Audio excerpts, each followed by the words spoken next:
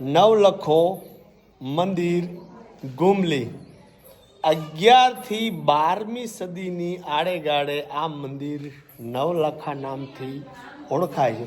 શિવ મંદિર હોય એવું લાગે, કોઈ કે સૂર્ય મંદિર, પણ ક્યાં ને ક્યાં જે અહીંયાથી એક નેક છે અંદર, જે આપણે શિવ મંદિરની અંદર જે આપણે શિવલિંગ ઉપર ચડાવીએ એવી એક આમ અવશેષ દેખાય છે. શિવ મંદિર છે કે નથી ખબર નથી, પણ મિત્રો અહીંયા સોરઠ એટલે તમને ખબર છે કે 5000 વર્ષ ઘુમલીનું નવલખો મંદિર એટલે સૂર્ય મંદિર કોઈ કહે છે. એમ આકાર સૂર્ય મંદિર જેવો દેખાય, પણ અંદરથી જે એક બનાવટ છે એની, જેમ આપણે શિવલિંગ ઉપર પાણી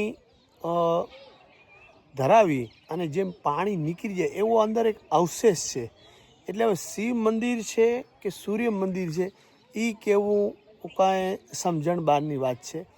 11મી થી 12મી સદીની વચ્ચે આ નવલખા મંદિરનું એની બનાવટ છે. એટલે પહેલાં તો કેવું હતું કે ભાઈ ક્યારેક કામ અટકી જાય થોડા સમય અને પાછું ચાલુ કરે, એટલે 100 વર્ષ લાગ્યા હોય એવું લાગે, પણ વાસ્તવમાં ધીરે ધીરે એનું કામ થાય. અને બીજી વાત મિત્રો,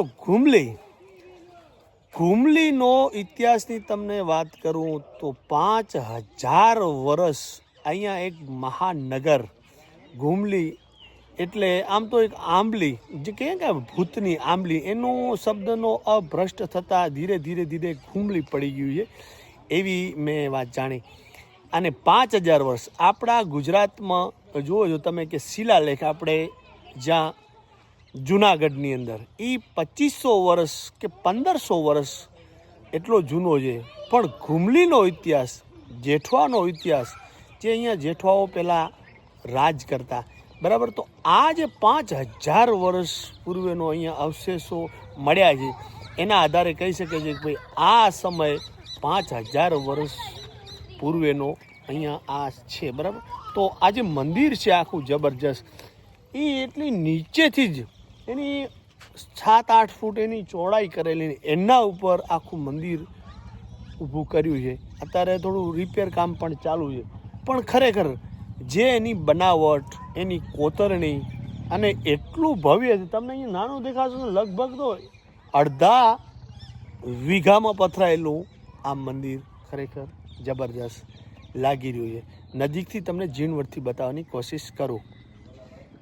મિત્રો, આ જે ચિત્ર જોતે એવું લાગે છે કે ખરેખર આ મંદિરની કેટલી જાહો જલાલી રહીએ છીએ, અને ચારે બાજુ ડુંગરા, આ ઘુમલીનું પાદર, અને કેટલો સમય લાગી ગયો છે ને જે ટાઈમે આની રિયલી એ ટાઈમે માણસો અહીંયા આવતા હશે અને એ ટાઈમની જાહો જલાલીનું આપણે મિત્રો વર્ણન ના કરી શકીએ. કેટલો લાંબો પહોળો સમય આ શિલાઓએ જોયો હશે.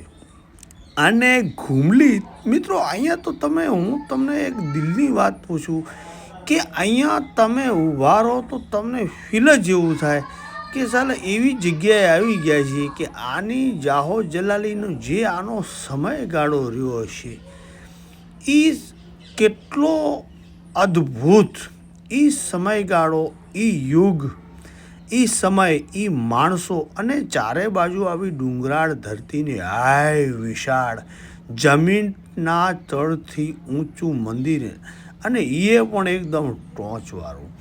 એટલે ઘુમલીની દરેક શેરીમાં, દરેક સ્થળ ઉપર અહીંયા વાવ મેં તમને અગાઉ બતાવી, તમે ત્યાં જઈને તમને એવું જ ફેસ થાય કે અહીંયા એવી જગ્યાએ ઊભા છીએ કે કાંઈ ને કાંઈ એવી ઘટના ઘટી હશે કે એમ લાગે આપણને કે સાલું આનો સમય કેવો રહ્યો હશે.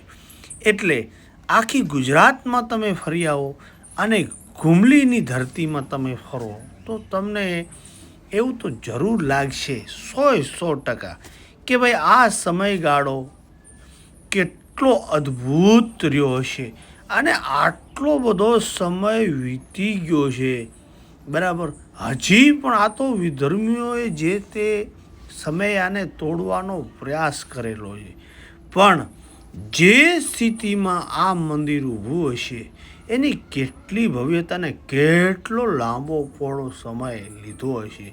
એટલે આપણી ભારત વર્ષનો અમર ઇતિહાસ ખરેખર જે અમુક સમયની જાહો જલાલી ઘણું બધું આપણાને ફીલ કરાવે છે. એટલે ક્યારે પણ જાઓ તો અહીંયા જરૂરથી જજો અને તમે નિરીક્ષણ કરજો શાંતિથી ઊભા રહીને, તો આ પથ્થરનો કણ તમને એવો ફેસ કરાવશે કે સાલું અહીંયા જે લોકોએ ભજન કર્યું છે, આવડી બધી જાહો જલાલી એની બનાવટ ખરેખર ભારત વર્ષ કે ગુજરાત કે આપણું કાઠિયાવાડ આ શિલાઓ આ મંદિરો જોઈને ઘણું બધું આપણને સૂચવે છે. ઇતિહાસની તો જાજી આપણને ખબર નથી, પણ જે છે આ નવલખો અજબ ગજબ છે. જય હિન્દ.